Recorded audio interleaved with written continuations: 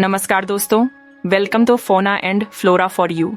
आज हम आपको ले चलते हैं मध्य प्रदेश के सतपुड़ा पहाड़ियों की गोद में बसे एक ऐसे राष्ट्रीय उद्यान की ओर जिसका नाम सुनते ही रोमांच की लहर दौड़ जाती है। बांधवगढ़ राष्ट्रीय उद्यान।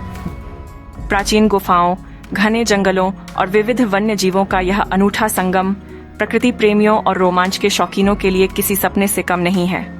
बांधवगढ़ का इतिहास प्राचीन गुफाओं से जुड़ा हुआ है, जो 3री शताब्दी ईसा पूर्व से भी पहले की बताई जाती है। ये गुफाएं बौद्ध भिक्षुओं का निवास स्थान थीं और उनके चित्रों और शिलालेखों में इस क्षेत्र के समृद्ध अतीत की झलक मिलती है।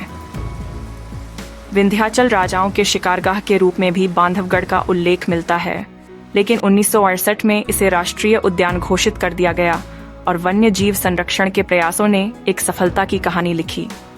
बांधवगढ़ को बाघ संरक्षण में एक बड़ी सफलता के रूप में जाना जाता है।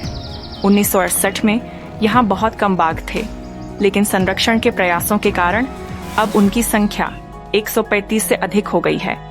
और शिकार पर रोक, आवास सुधार, वन्यजीव प्रबंधन जैसी रणनीतियों ने बाघों के लिए अनुकूल वातावरण बनाया है। बांधवगढ़ अब बाघों के सबसे घनी आबादी वाले राष्ट्रीय उद्यानों में से एक है, जो संरक्षण प्रयासों की प्रभावशीलता का प्रमाण है। बांधवगढ़ केवल बाघों का ही घर नहीं है। यहाँ स्तनधारियों की 80 से अधिक प्रजातियां, पक्षियों की 350 से अधिक प्रजातियां और सरीसृपों की 50 से अधिक प्रजातियां पाई जाती हैं। हिरण, नीलगाय, चौसिंगा, चीतल, सांभर जैसे शाकाहारी जीवों के साथ तेंदुए, जंगली कुत्ते जैसे शिकारी भी इस जंगल में पाए जाते हैं। पक्षी प्रेमियों के लिए तो यह स्वर्ग ही है। विभिन्न प्रकार के रंगीन पक्षी जैसे किंगफिशर, मोर, तोता, गरुड़, बुलबुल आदि यहाँ देखे जा सकते हैं। बांधवगढ़ में जंगल सफारी का अनुभव करना किसी रोमांच से कम नहीं है। खुली जीप में बैठकर जंगल की गहराइयों का सफर करना, वन्य जीवों को उनके प्राकृतिक आवास में देखना एक अविस्मरणीय अनुभव होता है।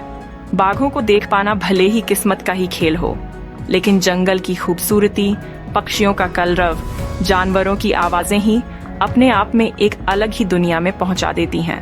हमारे साथ जुड़े रहिए इस तरह की अगली जानकारी से भरपूर video. Keep watching. Thank you so much.